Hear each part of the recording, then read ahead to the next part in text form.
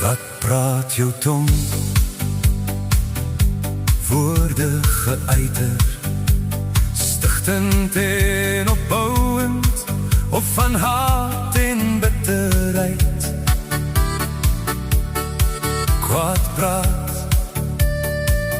vrug van die dood. Lewe en dood lê in die mag van die tong, en waarvoor dit gebruik word, sal jy die vrug daarvan eet. Die lewe is die waarheid van die woord, die dood is valse woorde. Kies vandag wat jy sal spreek, lewe of die dood.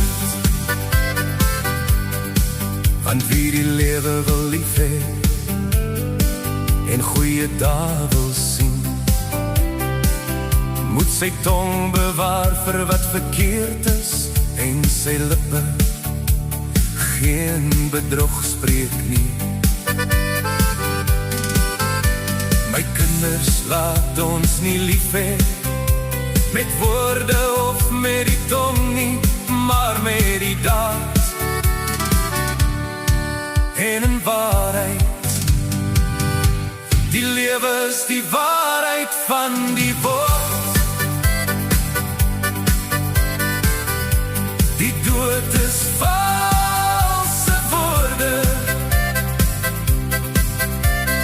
Kies vandag wat jy sal spreek, lewe of die dood. Maar die tong kan geen mens stem nie, 'n onbedwingbare kwaad, vol dodelike gif. Die tong is 'n vuur, 'n wêreld van onrus. Dit besmet die hele liggaam, steek die lewe aan die brand.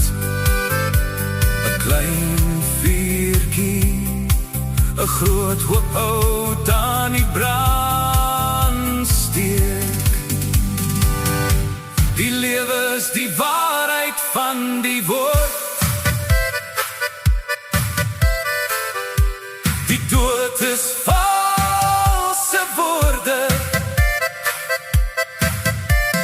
Kies vandag wat jy sal spreek, lewe of die dood.